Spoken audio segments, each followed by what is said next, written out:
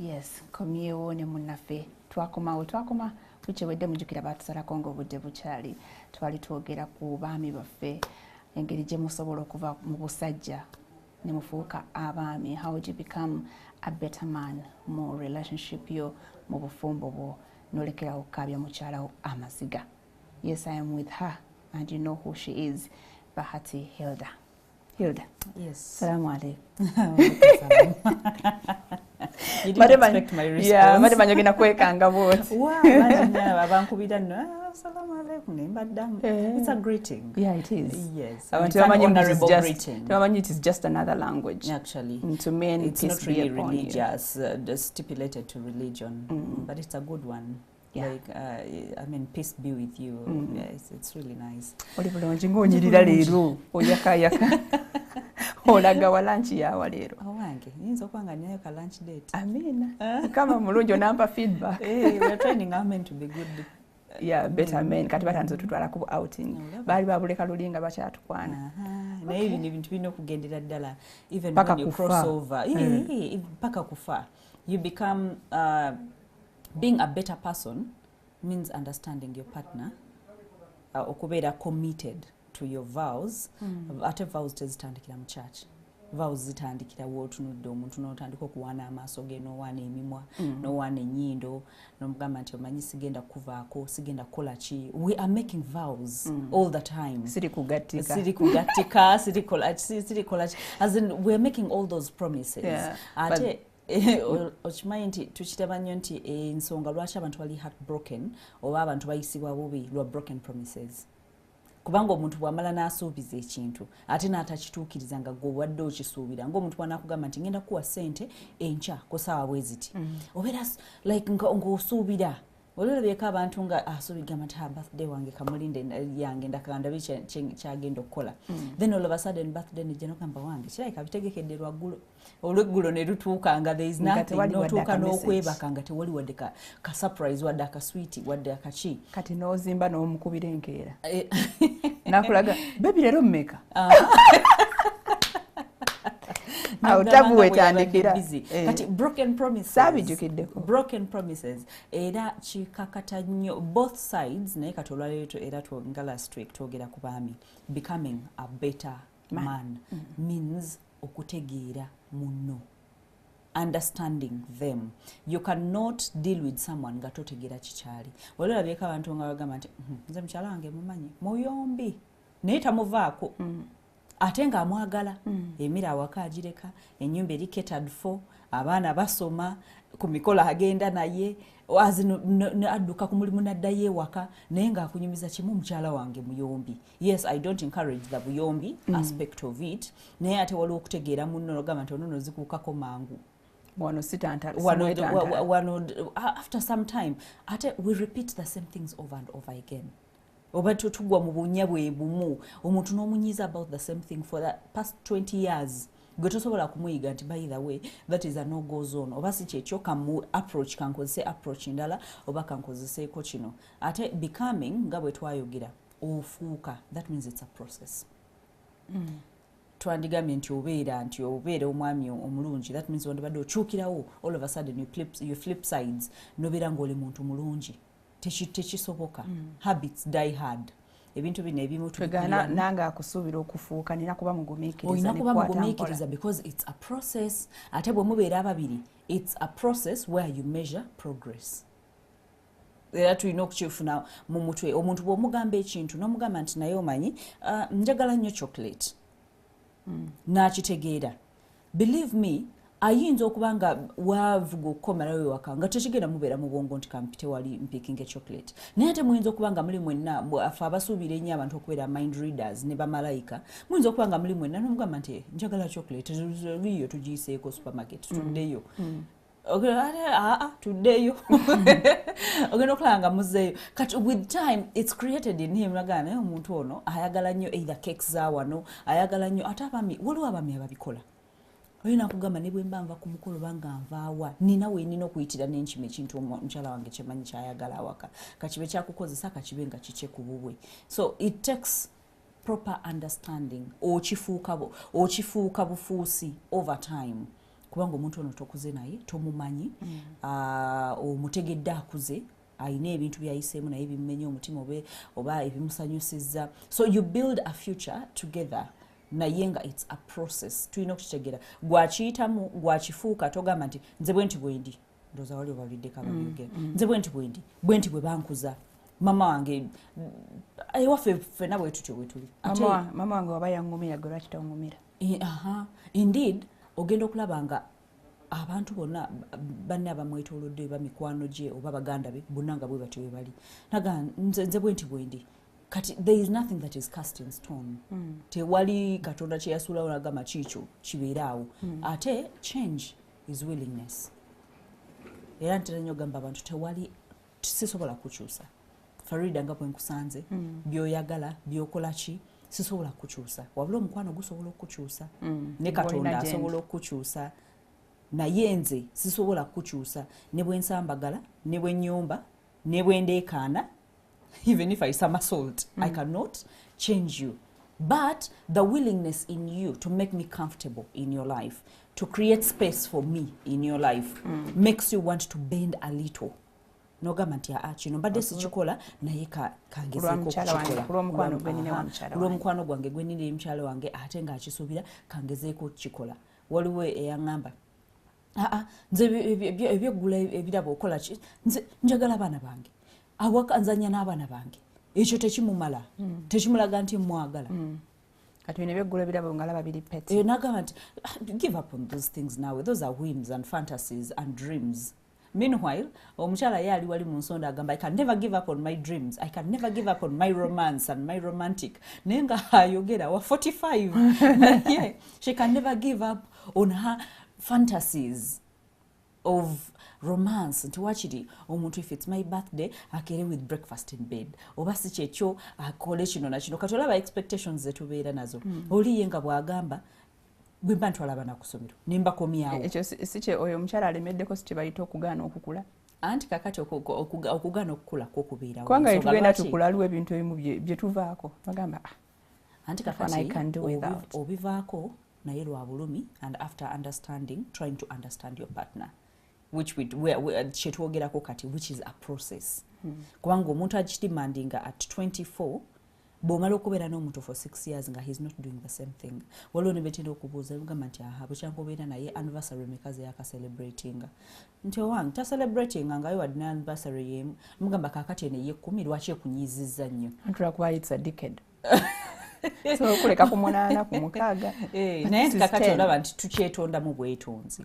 Naye omuntu kasita omala okumutegeera n'omanya nti by the way ayina amaanyi ge wegali nga ayina ebintu bya concentratingako akola nnyo ate looni ate tulina okuzisavisinga ate tuzimbe wano ate tukole kino naye ng'olaba byonna bikolera wamu n'omugamba nti naye gana amaanyi. Waliwo omwami gw'ojjosanga nga by the way awashiping ne wootambulira awulira ayagala akombe ku ttaka naye ate nga mugamba okukola ajja agamba baby ka remote kaluwa kantuule wano ndabe ku bukyoti bawu esaagala kuleka wano oba gwe genda okole nze hani njakulindira wano waka okitegeera. Ate naye nga waliwo omukyala agamba naye bano omusajja ono yandifulumyeko mu nju n'agenda n'anoonyaako ku mulimu.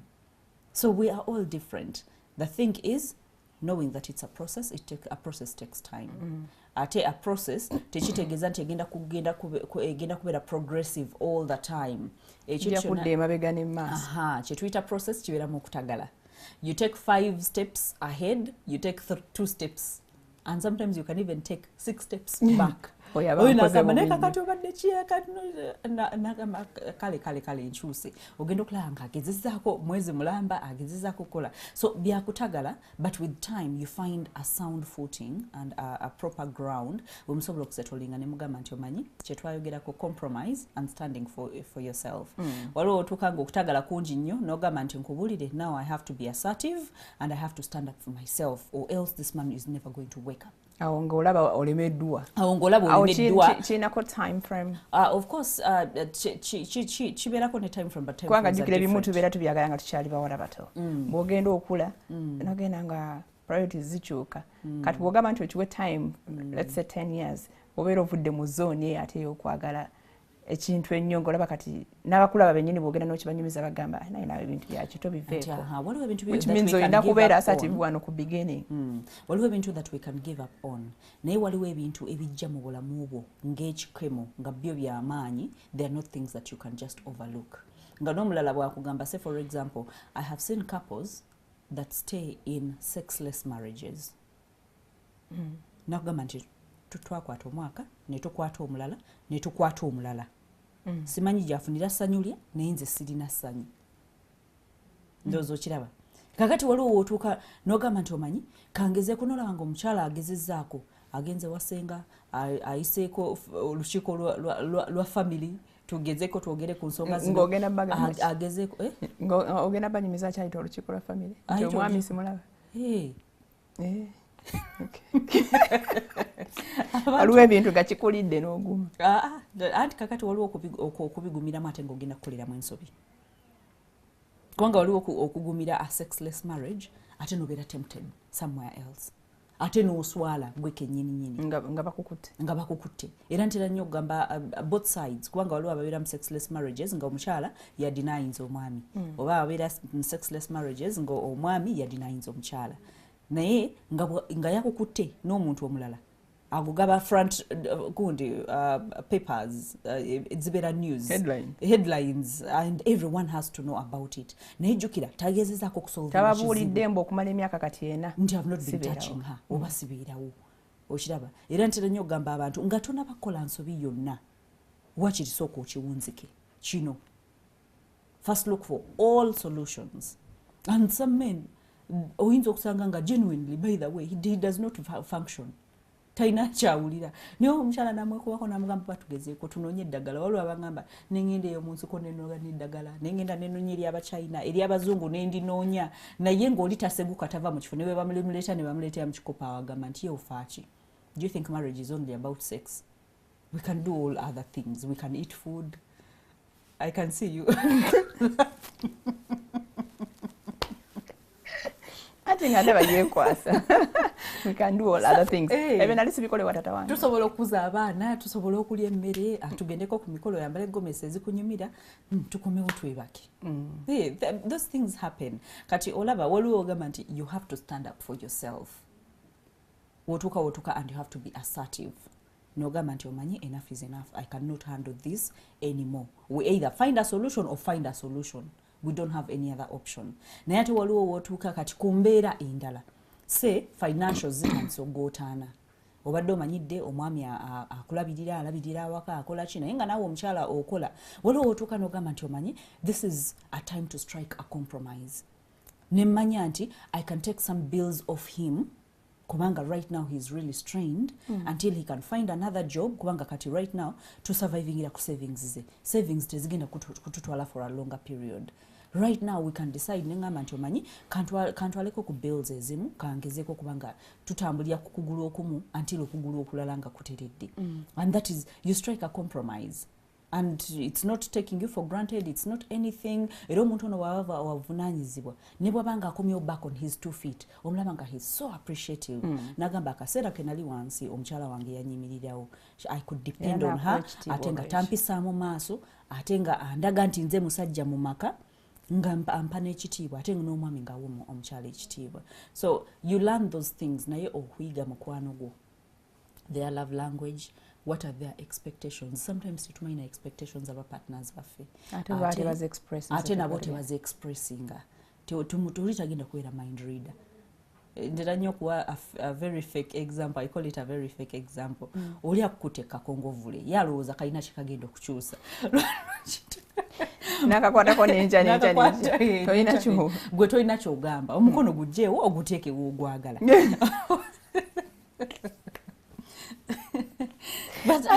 Oyinza okuteekawo n'agujjawo n'aguzza kakongovule anti n'omulaga era n'olulala ogujjawo after some time it becomes a habit naga era ye atayiga abaya baaki oba sikichwe having open talk with someone n'omugamba nti naye these sleeping positions zitegeera onsamba every night oba anything oba the in-laws and what because we have those issues like so much mugamba nti when it comes to the issues of in-laws, then we have to strike a compromise. Tulina ebintu bye tulina okwogerako. Toyingira buyingizi kintu faa. Oba si kyo, you're already in marriage, you don't just stay in it. Buli ekijja kyotwala.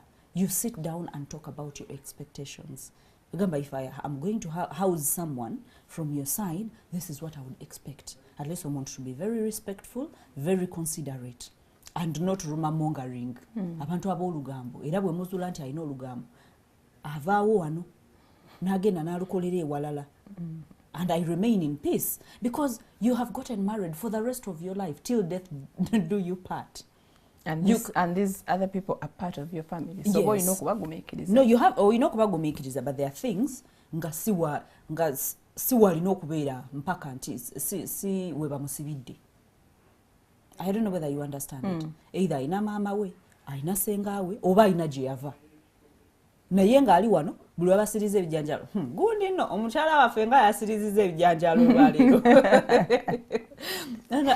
Mahama ennyumba yonna erumira bwakuba obusimu mu kyalo ebigambo bwe bikomawo kubanga ovana gye bugenda olugambo kasita ekigambo kikuva mu kamwa gye kigenze bakyongeramu supu ate ne kikomawo kati ogenda okulaba nga ssebo omwami bwe bamugamba ebintu bwe bamufokooterera bwe bamugamba nti naye twakugamba owasa omukyalo okuva eno mu kyalo twakulabira omukyala n'owasa omunakibuga ogenda okulaba nga yo in chaos.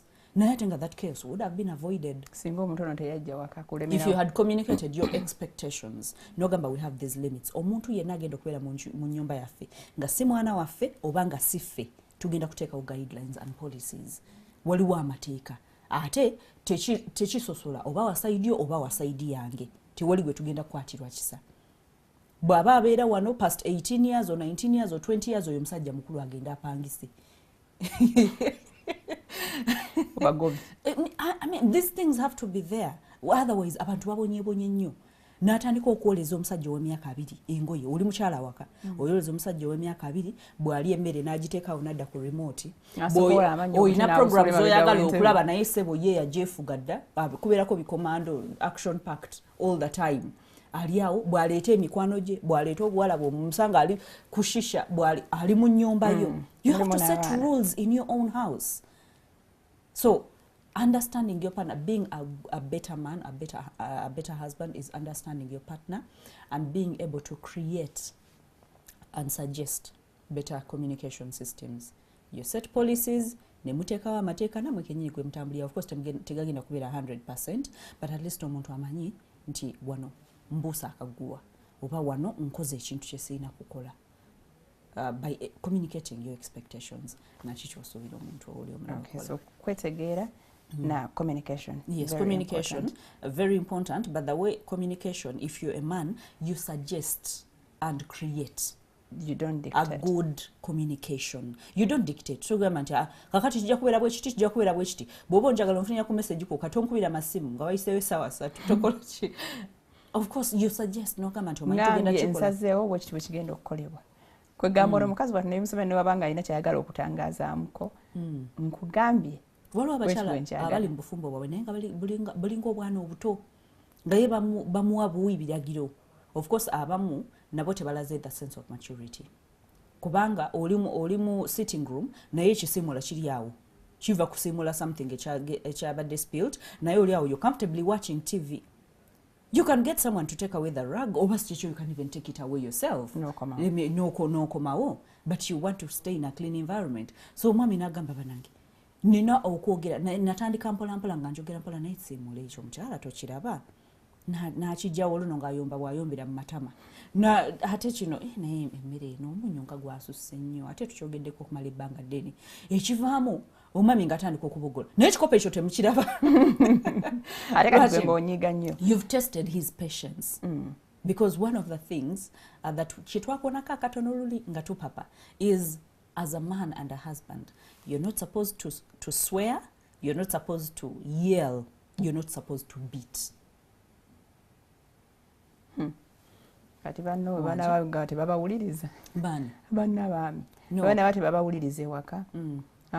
Nga omukyala yatawuliriza. Nga bajulirawa from January to October. Bw'obanga the best way oba engeri esinga gwe gy'osobola okusolvingamu ebintu awaka kuleekaana omuntu omuboggolera omuntu omukuba omuntu omuwemula omanya nti olina we wasuula akabonero ng'omwami wano mu kulonda kuyinza okuba mu kulonda kuyinza okuba mu ngeri gye mwatandika mu relationship yammwe na biki bye mwogerako waliwo abadde omukwemola obwemuuzi abaami abamu bakwananga all he's thinking about kubanga waliwo omukyala gwe nawulidde sijja muyita mukyala n'agamba nti nze ebyabasajja nabikoowa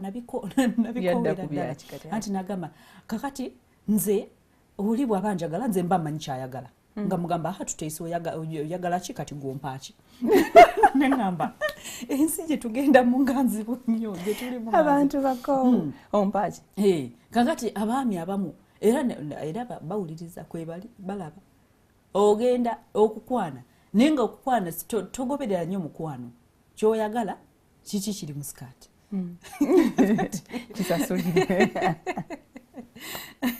kakati bw'oba ogenze ne mentality eyo towards a woman ate n'omala waliwo abamala nekikwatirayo ne bastickinga together ogenda okulaba bagraduate into a marriage which is not bad because things change.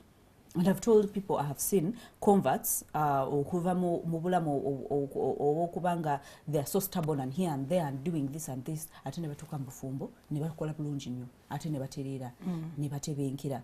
But the thing is bw'obanga okimanyi kuyomba kuleekaana kukola kimanya nti waliwo akabonero kewasuula kolina okuddayo okufixinga kitegeeza omuntu ono tomulabangamu kabuntu all you're thinking about nze ndi musajja ye mukyala ayina kukola kino ayina kukola kiri. I look at men and women as equals.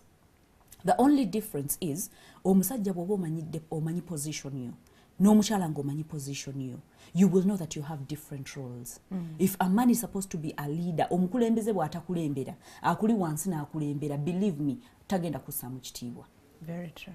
Kasita akuyisaako n'alaba nga ebyandibadde eby'obukulembeze, say for example, okay, in the political arena n'olaba president nga takola bye yandikoze ate nga vice we yakola byakoze, ogenda okulaba people will rally behind the vice president.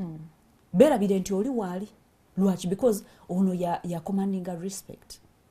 Kati ogenda okulaba nga abasajja ba commanding respect mu mukyala wo either bali ku mirimu gy'akolera oba bali ku church gy'asabira oba bali ku muzikiti gy'asaalira oba era nga bowe boogera ne waba bakusimu agamba Bishop Gundi agambye bwati. Naye ng'omwami awaka you have not done your responsibility. All you do is kusonga ngalo, kuleekaana, kuwemula, kukola ki. Tetuganye oyinza okuba nga wakulira mu ghetto nga wakulira mu mbeera bwetyo ng'olina agayisa gagabi. Naye waliwo kyempostinze ku Facebook neŋŋamba nti a good woman will not expect you to change everything about you or to bend towards her whims and wishes and everything. But a good woman will always expect you to change when change is required. So bw'ojja mu relationship oba mu bufumbo, you know that change is required because I have come into a union with someone. Era ntera nnyo agamba abantu nze njagala privacy yange takwata ku simu yange nkugamba sigala ng'oli single teweetantala kukwana muntu yenna. Kutawanya abaana b'abantu. Kutawanya muntu yenna ng'omugamba nti nkwagala nti nkola ki. Okwagala omuntu kasita otandika omwagala ojja olaba abantu nga bamukwano. Esimu tagikwata tebimukwatako ne bw'asoma obumessage obuflati nga tebimukwata kuba mukwano gwe. Naye kasita kigraduating anti love ogenda okulaba ng'emimwa gitandika okudda mu nnyindo. Ogenda okulaba ng'omuwala akwetunuulizaako n'akwesezezaako ng'ono omukambwe bulala afuuka afande essaawa eyo. Lwaki? Kubanga you have taken her to a different dimension nti kati guno omukwano. Ate omukwano omuntu aba asuubira nti ogenda kunneekumira nange nkwekuumira. Oli part of me. So waliwo ebintu ebiri required. So the change is required. Bw'obanga wali obuggolera bwana bwe wamwe gwe baaba ewaka. So kubanga gwe baaba ewaka bw'okomawo buli omu ng'adduka. Ate sigiri ate bikopo ate kino ate kiri. Bw'ojja mu bufumbo oba mu relationship si gwe baaba. You're a partner. You're a partner. You're loving. Byonna byakulesa nga webeera business partnership.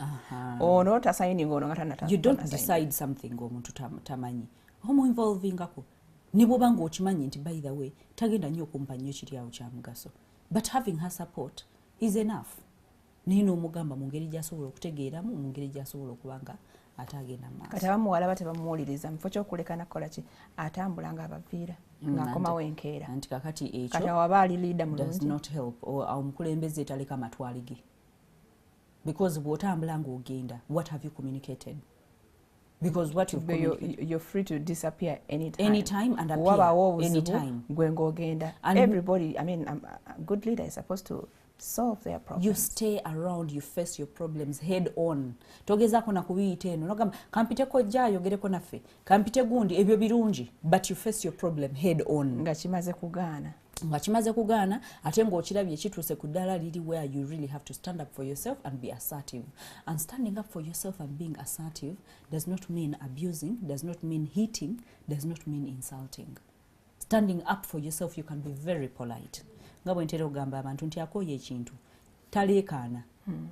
Ate nze nakukoowa omuntu kasita atandika nakukoowa nze era ŋŋenda omanya talina gy'alaga omanya waali eyakooye ensawo yebeera wali mpola ogenda okulaba nga yagenze wotamusuubirira waliwo abangamba nangamba nti kankubulire omukyala yakedde n'afumba breakfast n'agindeetera mu buliri netunyumya bulungi nnyo buli kimu nga kiri bulungi naye bwe nafulumye bw'ati nga naye n'afuluma nga tewali kyamunyiiziza wadde kati nga yeerabidde ebyemabega ebibadde bipilinga up agamba twabadde bulungi nnyo nga tewali wadde kimunyiiziza naye nga yeerabidde biri ebyemabega luli kye twayogerako ekya communication.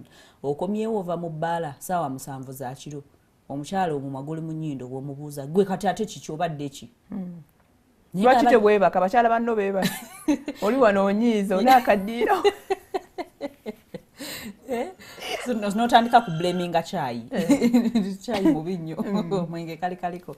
So ebintu ebyo, those are things that can be handled.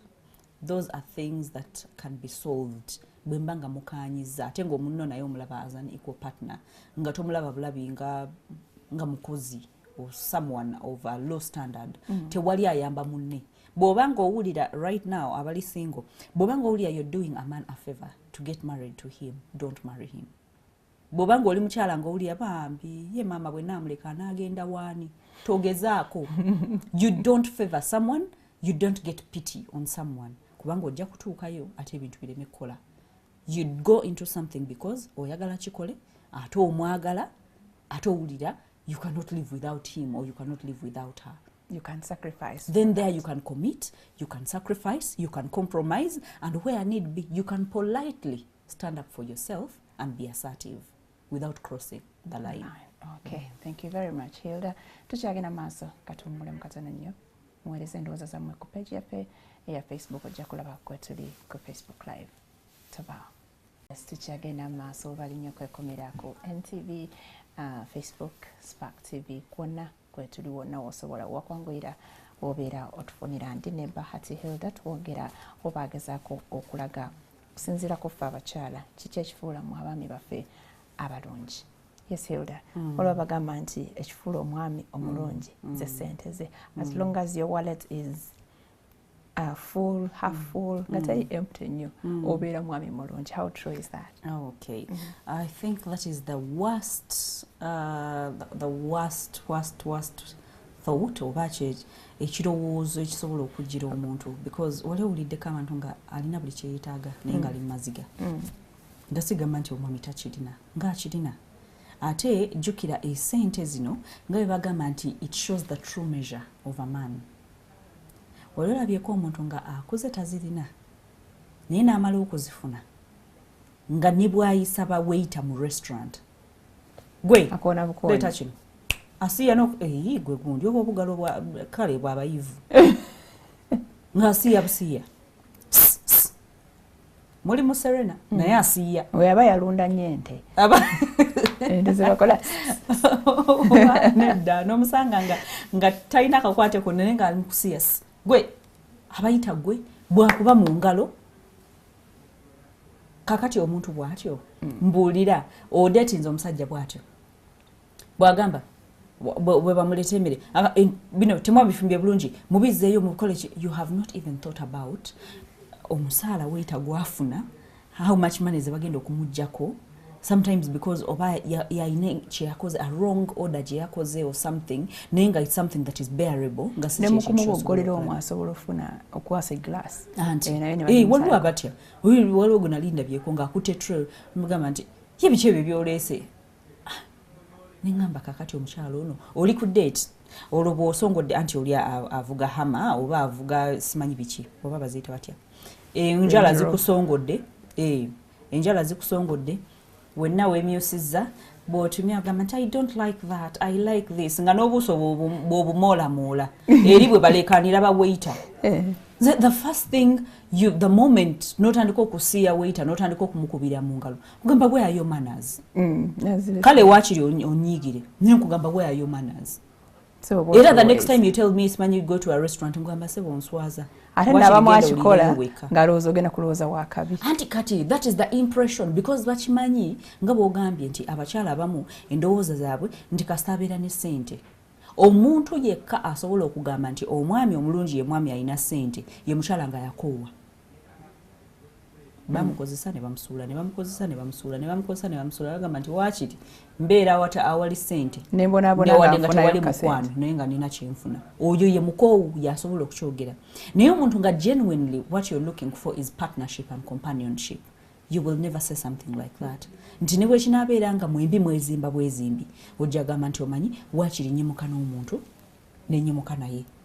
Kale oba aneefuula ffenna tetumanyi biri mu maaso oba aneefuula oba aneesuulamu eddalu oba anaakola ki analyesuulamu ate n'okubanga ensonga lwaki we have these things okubalaga nti no one knows the future, it's unpredictable, but you can concentrate on today and make it better. Nenkya ne lujja you try to make it better. Destiny is a choice, it's not a chance. Tekikubaako bubi nti kakati munange nze nentulaawo nensalako amagulu nensala enjala nga mpanvu nnyo and then the richest man in the world comes and sweeps me off my feet and takes me to Kololo or to Muyenga or to where. Life does not happen like that. Ojja kubeera mu fantasy world nga buli kaseera omala n'onaaba ne weesiga samonawo obulungi n'omwemetta n'otulaawo n'otandika okulowooza n'ogamba singa nfunayo wa Hummer, singa nfunayo wa Range Rover. That is a fantasy world. Ate nga naye ali eri alina gwanoonya ng'alina gwanoonya naye nga totally different from what you have. It's not you. So that does not impress. Actually, one of my colleagues leera abadde ayogera yayingidde supermarket oli nga bwayogira ku ssimu manyi abantu abaisoma abeeraga kakati njerako obukadde 2 nte kakati nze nina okumuweerezaayo obukadde 3 biki nagamba obukadde nga buyitiridde nnyo mu supermarket eno. Abadde mukazi omubadde client. Abadde client ayina gwalabye olwo. Ayina gwalabye. Tamanyi kye bikyatu impressive. Atuuka kufumbiro we bafumbira mu supermarkets enaku zino they have the kitchen area. Nagamba mumpe 15 pieces of chicken, mumpe kino byonna n'abigula. Alekanira wagulu. Olumaze namugamba nti when I grow up I want to be like you. Koye. Omanyi munange katutrera zante zinnatuuka naye mubu. Ngenda clearing abintu ngenda malaba chokola mbadde nsaba sente ebibozibozi ebyo ebyokumalwa bozi z'amalwa onechamu disappointing nze yagambye can you believe nze naguze ka chicken kamune fries nga bill yange ya mitwalo 3 kitundu naye twatuuse ku counter gusajja gwasasudde bill yangu yabadde yazena gwade gwazena ye kochewa mu buzali wanga kati gwabadde nti kakati ate ne musanga nga nindidde wabweru ngamba nti ye gwe mchala gwenjagala okubeera naye for the rest of my life shako ku namba yo.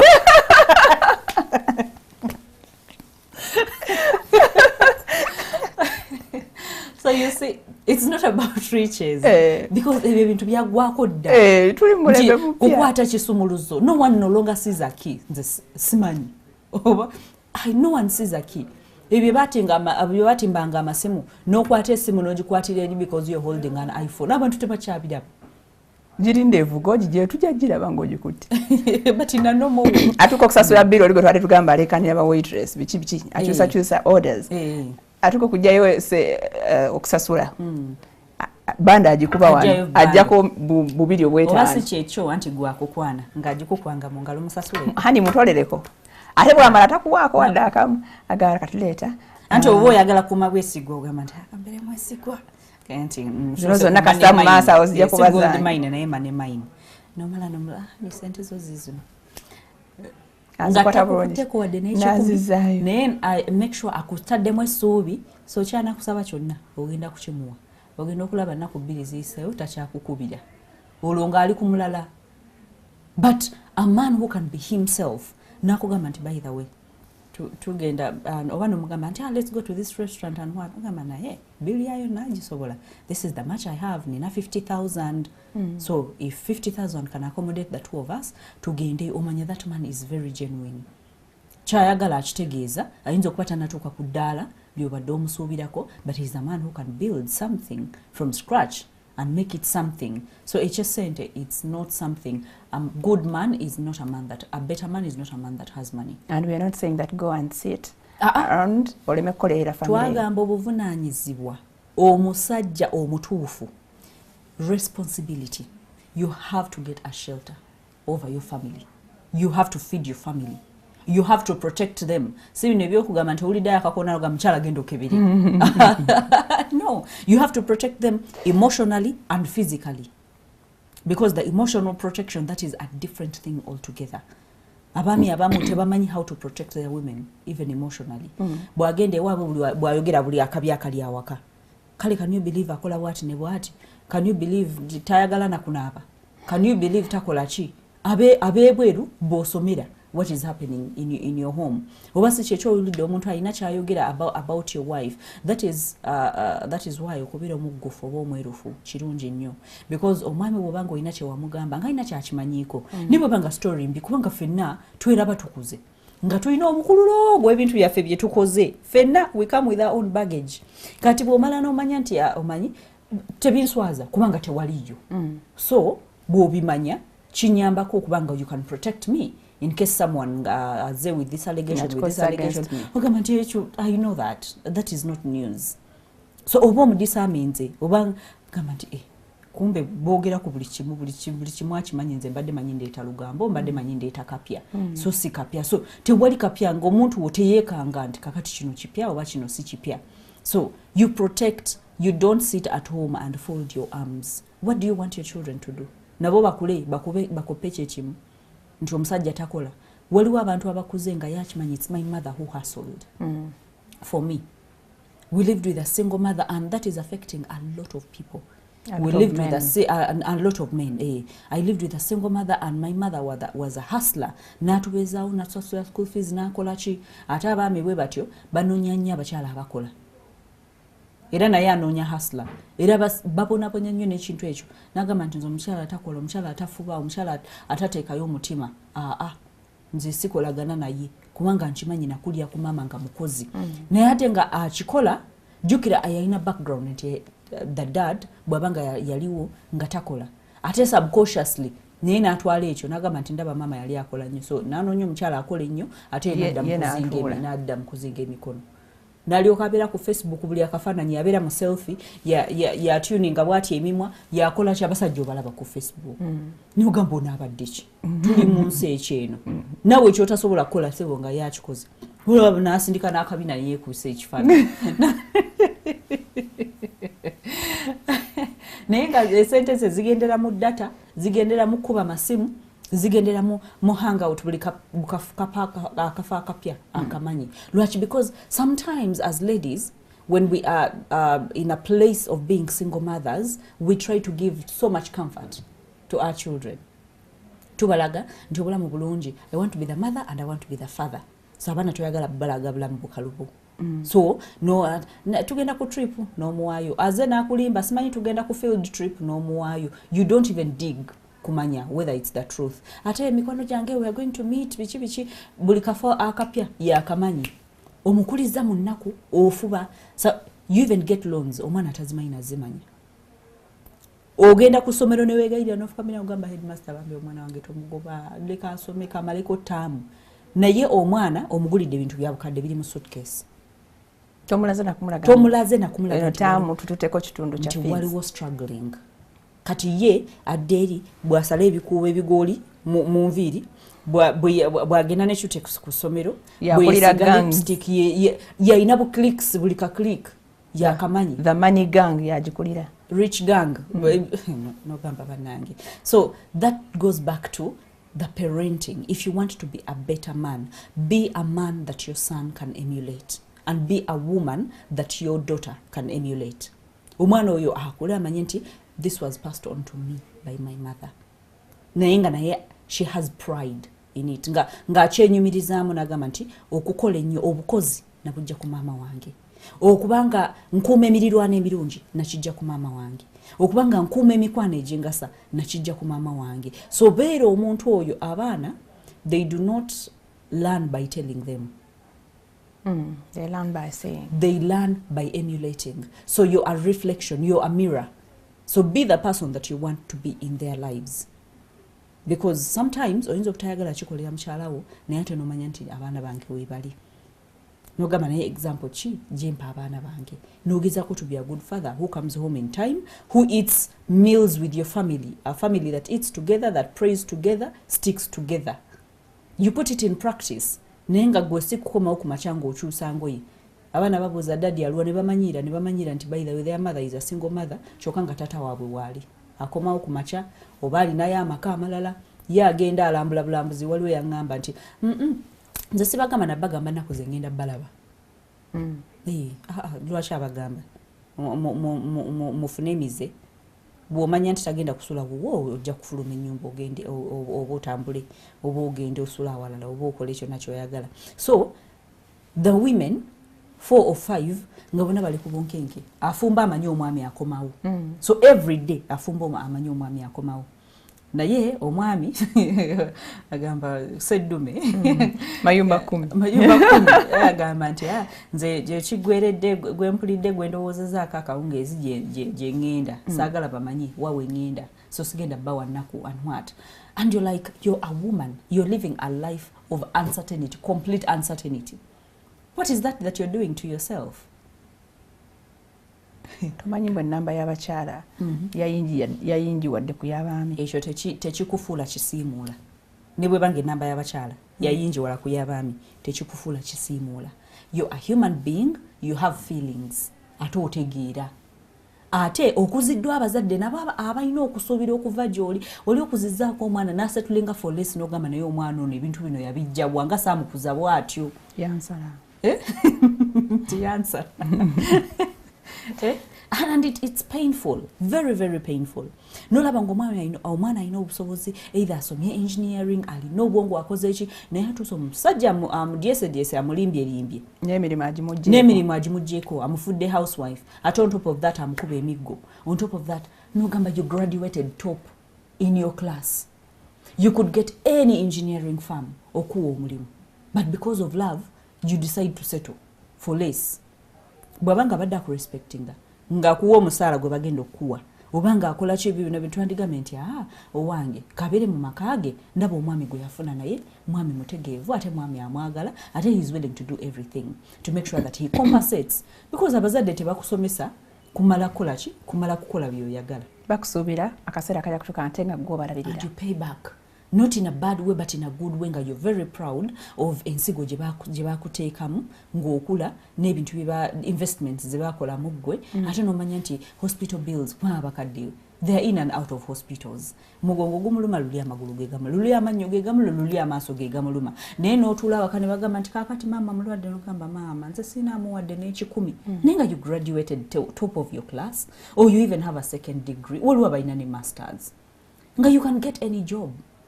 Naye agamba nti maama nze sinawadde n'ekikumi nakubira ne muganda namugamba maama sinawadde na bizigo osobola okunfunirayo ebizigo. What is that? You have to step up. It's love. No, it's not love. That is not love. I don't even know what to call it because I don't want to be angry and call it something that is blindness. Too bad. River blindness.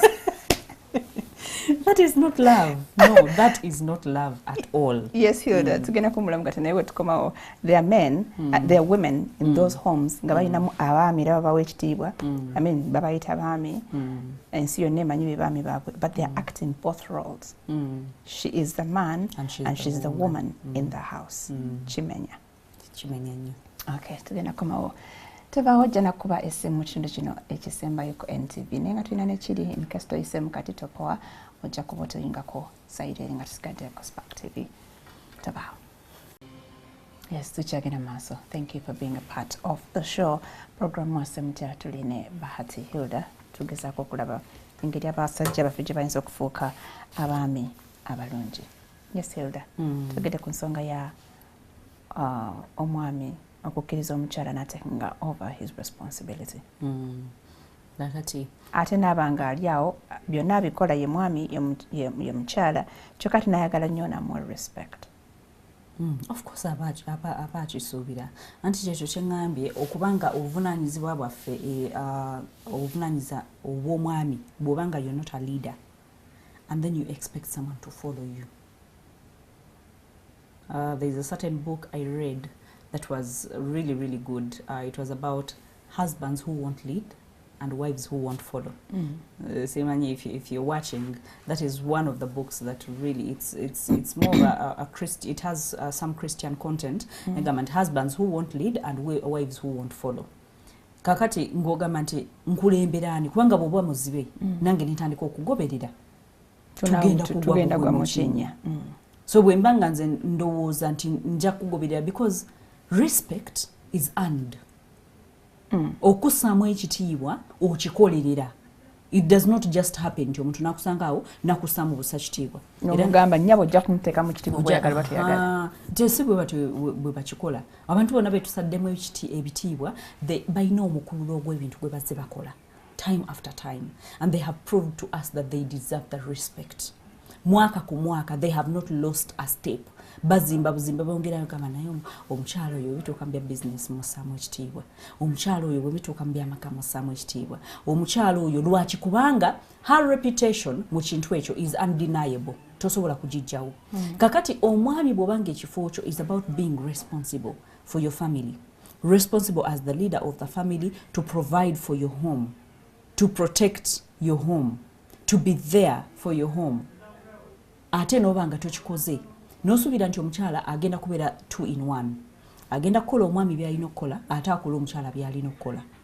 Emmere ogifunire mu budde, you get sex on time, abaana bagende kusomera mu budde, school fees asasule mu budde, omukozi bamusasule mu budde, ennyumba rent oba mukyala rent naye bamusasule mu budde. Let me tell you, this woman is going to get to a place, and there are so many women. I think for only last week I saw more than 18 women nga bayita mu mbeera eyo. Nakugamba nti ewaka buli kimu omwami tasobola wadde kugamba ne bwe tuba twazimba tasobola kugamba nti wadde compound wano waliwo ekigulu mu kankiseetezeeko bwe nti I have to get money out of my pocket nempita omuntu oweweweeru ajja akikole. Meanwhile ajja kusaba ez'amafuta oba ajja kusaba ezigenda okulaba abeewaabwe ajja kusaba naye ng'ewaka rent nina omusasula abaana balina okusoma nina okubatwala and when you come to bed late nalwo lutalo. Agamba, what can I do? Ntuse wenkoma. Ntuke kisanage nega, do I really need this person? Actually, extra baggage. Abasinga, that is exactly from their mouths. Bonanga they have one lining. Ngagamba nti omanyi nkoye. I am leaving, and 5 out of those women ngabangamba I already looked for a house. Because literally nchiraba I don't need him. I can handle. I can be on my own. And actually, I can be very better on my own. Lwaki kubanga nja kuba sina kyensuubira from muntu yenna. Nja kwebaka otulo twange bulungi nga nkimanyi by the way school fees nzajja omusasula abaana nze njo batwala ku ssomero rent ali kunze emmere eri kunze naye wakiri nja kumanya sina ntawaanya sina gwe nsuubirako kintu kyonna. Naye omanyi okubanga n'owandiika ne applications ng'oziwandikira omwami agenda anoonya omulimu n'oziwandiika and he does not even show up for the job interview. Oba si kyekyo na losing wano n'omugamba agezaako towanika try namala nakugamba nti nze ngenda kukola byange kati ngenda tandikawo business. Ogenda kukola ne business gyatandise gwagiteekamu naye terina kyezza oyinza nokuba gw'omuteredde mu sente omuwadde capital thank you omwezi ogusooka ne gujja n'agamba hani eza rent tezaavuddeyo naye n'omukyala ng'agamba mukyala anti ng'omwami agamba mukyala eza rent tezaavuddeyo. And on top of that, you expect her to perform wonders in bed. And also respect you very much. So that does not happen. Respect is earned. Oline bwakulaba by the way ngo struggling. Waliwo chalanga she appreciates the small. Nategeera nti by the way mo relationship eno nze big ana. Mfune sente nyinjiko ezisinga omwami. Nino laba ng'omwami tatudde. Ate nga tamutekinga for granted. Waliwo okumanya nti omukyala yafuna buli kimu naye nga gwe zoofunye zigenda mu bbaala zoofunye abeewamwe bafuna ekizibu zoofunye mugamba naye sente zo zigenda wa era abasinga nga bakimbuuza ngamba esente ze zigenda wa nga sizirabako agamba kuzimba bichi ate abamu asenga babera manipulative nakulaga nti akwagala nnyo naye nakola ebyo nga tasobola kujjukira wadde ka anniversary tasobola kujjukira wadde ka birthday tasobola kujjukira wadde n'agamba nti omanyi wadde ka sweeti okugamba nti omukyala akeeta nsobola okamuwa azen teyeegula tafaayo takola ki omukyala yenna atuuka waatuuka nakowa era abasinga nga nkugamba nti omanyi you're not giving up now. I want you to give it your last shot and your best shot. And we are going to do it this way and this way. Abasinga nagamba nti omanyi singa atabadde gwe singa siddayo. Many of them have gone back to their marriages. Nagamba nti you do A, B, C and D and make sure. And the only thing that will give that woman, I'm saying this and on record, that will give that woman peace is to live a deliberately selfish life. which is very absurd. Bobanga osazeewo gamba nti omanyi ngenda kufa kwefaako nja kufa ku baana bange nja kufuba okulaba nga neesanyusa nemekweteekako stress kubanga abakyala abo babeera nnyo stress nyingi nnyo kubanga alaba yatagala mu buli kimu yakola buli kimu and she loses her peace of mind at all. So instead of being alone somewhere, be in your home. Ate atuuka ekiseera ng'akolera the outsiders okusenga naye mwennyini oba famire ye kubanga atya bano bagenda kugamba ki kati ekisinga okubamenya kati until you fine tune them nobagamba nti you are doing this for yourself. Abaana, you are doing this for yourself. Abaana babo sigamba nti bagenda kukyuka kati bafuuke ba mukyala mulala.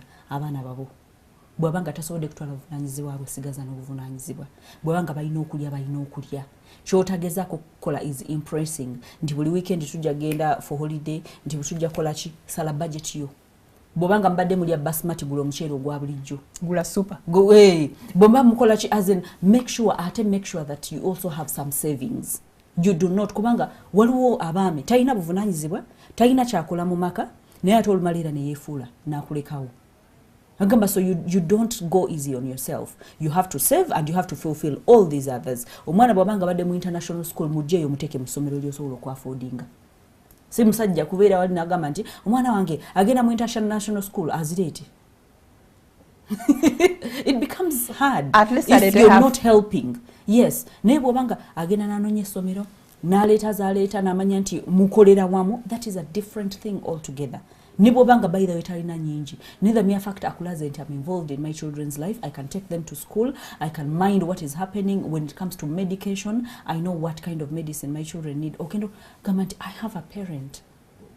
I have a fellow parent. I have a companion. I have a friend. Some of them they're not even friends. Tamanyi na kunyumya mbozi. Abamu kubo ensonyi bazifuula busungu. Nakomawo n'asamba, nakomawo n'ayomba, asanga afuna akasonga konna ke yekwasa n'atandika okukola ki ate abamu bafuuka bantondo. Abasinga not abamu bafuuka bantondo. So bw'obanga tokoze buvunaanyizibwa bwo nga musajja manya nti bingi nnyo ebigenda okubeera at stake. You're going to have a lot of question marks. Abantu bagenda kulabamu ebituli and okusookera ddala mu makaago ate nga amakaago ge gandibadde gakuyimusa ge gandibadde gakuzimba ge gandibadde gakufuula proud as a man. Naye amakaago ab'omunju yo bwe banga bakulaba ate abaami abasinga in that caliber. I have worked on this for a long time nti kati I can tell even their behaviors. Ogenda okulaba ab'ebweru abuuza ab'emirirwano abeewamwe abakubira n'akasimu ku ssente z'omuteereddeko n'ababuuzaako bw'ojja n'oyogera naye omusajja ono agamba toyogera kintu kyonna omusajja nga mulungi omusajja omuntu mulamu oli mujjawa yabagula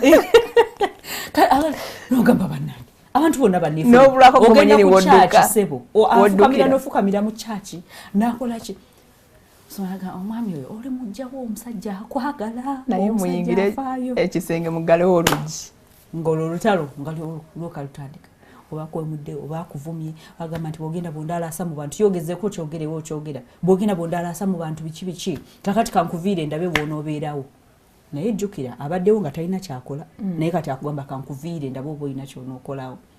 So men, it's high time you came back to your positions as men. Become a better man. Omusajja atalina kigendererwa, omwami atalina kigendererwa, atalina gy'alaga amenya. Because oba olina mukulula bukuluzi. Abaana balina okugenda ku ssomero olwajjukira mpozi abaana bakoze balina okugenda ku ssomero. Be active in your family. Be present. Don't be absent in your children's lives. Kubanga it has repercussions waliwo ebigenda okukivaamu. So responsibility is paramount. Omusajja being a leader, being a protector, and even spiritually, a man is supposed to be a leader. You do not want to relate with omusajja atamanyi Katonda. Oba tasaamu Katonda kitiibwa. Bw'aba takimusizaamu gwani gwagenda okukisaamu. You can't. Okay. Phone lines are open. To good deal. Please call and talk to us. Hello. Bruno Sebiara, Nanyondo Debbie, Maureen Amoti, Sheila Bakash, Ashim Owomugisha, Mwina Mutweyonzeko, Ngamsinzira ku Facebook Live, Matovo Jeffrey, Luciba Abdulaziz Dollars, Mirembelia, Lydia Shamsa, Jose Kaziwe, Florence Nakitende. Mwina, thank you. Thank you very much. Kasule Peter, Walugembe Sunday, Cheza Andrew, Nekasa Juliet Halima Alpha. Mwina. Hello. Hello. Hello. Hello. Sebo. Hello. Sebo. Hello, nkuwulira. Naffe tukuwulira. Kale, nawe gye baliko. Hello. Yegwe omusajja gwe tunoonya omulungi? One. Yegwe gwe tunoonya omulungi? Gwe tunoonya? Noonya mbadde nsibye ku... Kuki? Kwebazaako. Program ya ku NTV. Kale Sebo. Weebale kusiima. Kale. Kale. Omulala, hello? Hello? Kale wambalamisijja. Naffe Sebo gye baliko. Neeyanza ku... Wangi? Okay, avuddeko. Hello?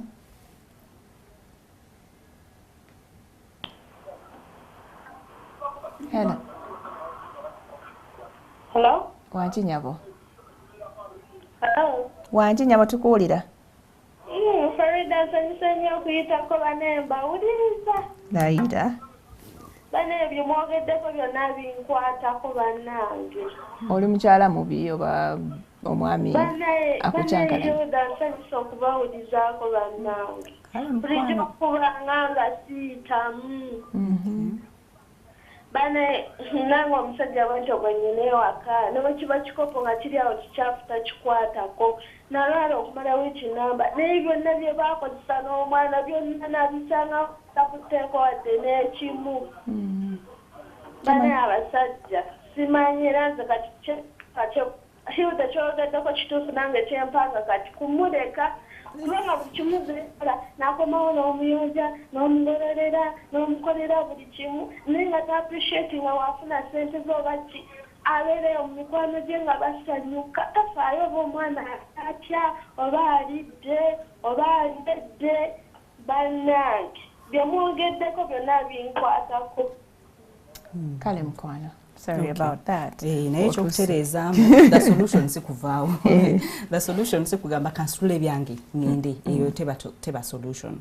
Kubanga bw'obanga osituseewo n'ogenda n'egyogenda tomanyi wa gy'ogenda genda. Kubanga era ojja kwagala. Era badilinga abantu ndilinga nabyo n'emyaka.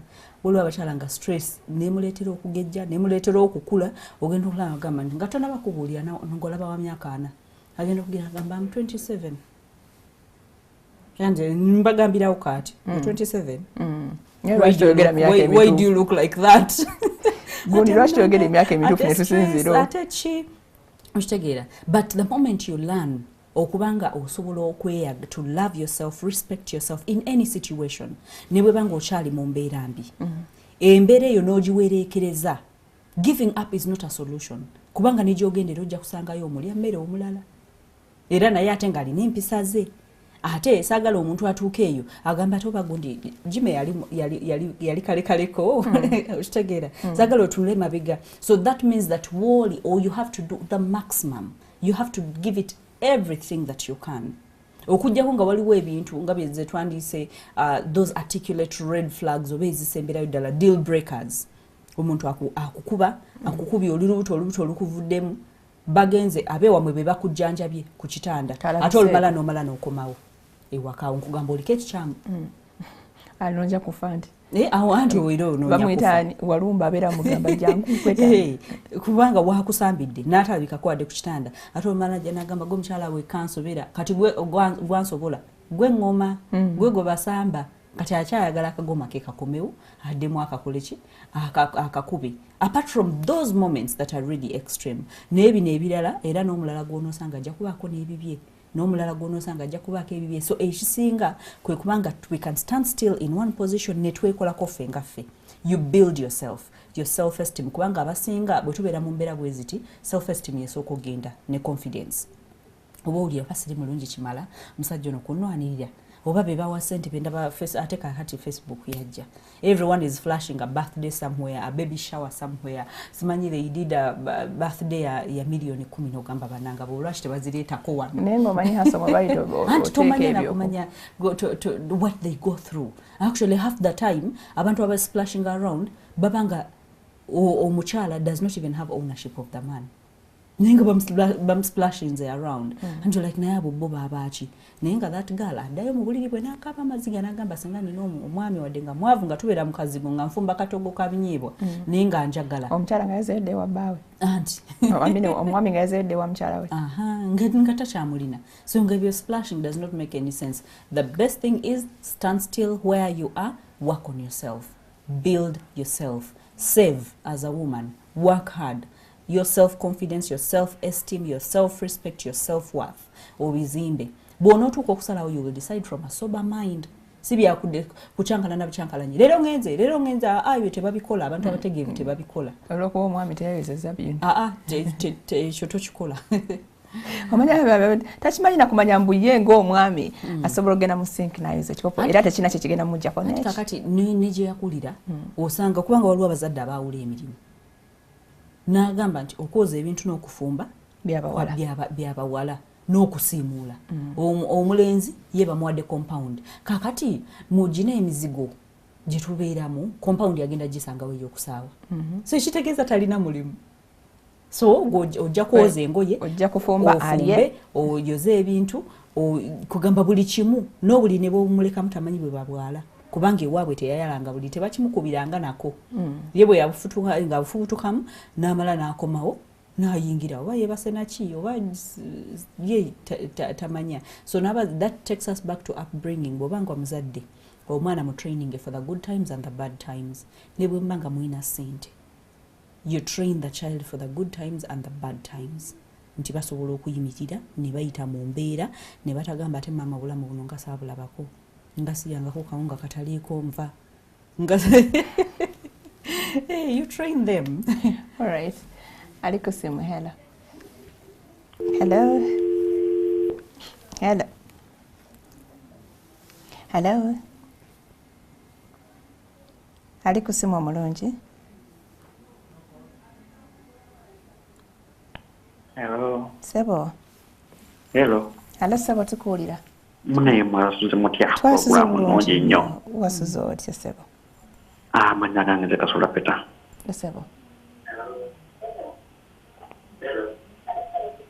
Mwami Peter kendeeza ku ddoboozi ya TV eyo. Nyongera ku ddoboozi. Likendeezeeko. Okay. Bambi omukyala fayima obuulirira bulungi nena nkyala okunza omukyala oyo. Embuulira gy'abuuliramu naye bw'akola kuba embuulira ye ennungi. Yeah. Okay. Ndowooza ekyayinza kiddamu nga yeerabidde. Ndowooza okujja omuntu I think the extreme would be nti it's only a mad person who can say one thing and do another. Ate mwatu babaayo. Je bali bakusuubira obayigireko naye nga actually ye tabiriiko nnyo nga si byaliko. I think it's always best to say who you really are. Kubanga that comes from within you. Ebintu sigamba nti ogenze somewhere n'obifuna n'obikopa oba n'obisoma oba n'obikola ki but through experience n'ebintu byolaba it makes it very grounded. Ng'abantu abasinga bagamba nti ningasooka nenkutuuzaako somewhere nenkubuulira ebizibu byange n'olyoka ojja n'obyogerako lwaki kubanga bye bintu ffenna byetuyitamu. Yeah, so that is an experienced teacher is the best one I think. Okay. Mwattu mukulu wa Lugembe eyo nsonga nkulu eri abakyala nga anoonya abanoonya abagala okay these are people manyi bamanyi okujjana ku Facebook live ne bajibye emboozi zaffe oluusi ne batwerabira n'otwerabira so ogudde mu mboozi yetwegudde mu mboozi wakati soon becoming deliberately selfish Agatha Katende kana yayina bizibu bimutawanya but I think bantu bangi nnyo abayita mu nsonga eno simanyi whether there is something we are going to do ng'eggwanga oba Katonda yanatuyambe I think kakati abantu era bavuddeyo because abantu bangi bakaaba a lot newebuuza bawaliyo abalina essanyu gye bali naye wootuukira ku ssa ery'okugamba nti kanneewe essanyu ng'ate byoyitiddemu bingi nnyo ate nga tosoose na kulowooza nga bwe tutogamba nti your choice of a partner is a choice that can make you or break you. Kati abamu kuffe tetufuna information yeeyo kubanga waliwo abantu bajja gyendi nga ali myaka 5 ali myaka 5 mu 5 nagamba naye kankutereka akatambi omusajja yankwana ndi wa myaka 14 kati mbuulira nti then she could make a choice. She could not make a choice. Yensonga lwaki ngamba nti abantu b'omulembe guno tetulina kye tulinza kwekwasa because we have the information. Now information not all of them but at least a few people information daily, but people are not reading and they're not seeking it. But at least the few olaba they are thirsty, they want the information. Ate tuve ku mulembe ogw'okuwuliriza waliwo abantu nga ajja kubulira a lot of head knowledge nenga applicability zero. Si kye kintu kyosobola okuteeka mu nkola n'okikola because there are so many people that have never met me, they have not seen me. Naye nagamba nti ebintu by'oyogera mbigezezzaako ewange binkoledde. Lwaki? Because it's real life. It's painful, there is happiness, and that is the life that we move in. So abantu wanga bavuddeyo nga tuwulira some of these programs oba ne tubayita ne tugamba nti omanyi kakati ku date bweti watugenda kubeera n'omusomo oba tugenda kubeera ne gathering we tugenda kwogera ku kino na kino nomanya nti theme eyo kangende njinyonyoke omusajja ninamu omwami oba ina relationship ninakweyisa nti a role yange ng'omukyala role ki oba mu nkulaakulana role yange ng'omukyala role ki so ogenda okulaba nga okwata wano ne wano information ozigattagatta ogenda okulaba nga you're becoming a good person, a better person ate nga you're not crying in your marriage and your relationship because ebintu ebitukabya oluusi tebibeeramu na kyamaanyi kiri awo. It's a matter of you deciding n'ogamba nti omanyi I have a future to make, I have a destiny to make. So I start now or now. Waliwo akambisindika enkya nga bagamba nti when are you starting working out nti gym njatandika mwezi gujja oba enkya nenkya ne rujja n'oli ebikoko byo ne rujja n'oli ebikoko byo naye nga bw'ogamba nti ngenda kwabika. Ate naffe even in relationships we keep procrastinating ngamba nti ekyo nja kikolako enkya nedda bw'obanga owulidde ekintu kyonna ekisobola okukolera okikola kati tolina bbanga lyakugamba nti enkya. Life is unpredictable. Okay, Winnie Wano, Yagambie. Most men managed by crisis. The way we girls have singers at an early stage, let us have coaches to actively mentor the boys into ideal men. Let them be taught many factors and aspects, be it social, moral, economic, financial, and health. And that's a very true aspect.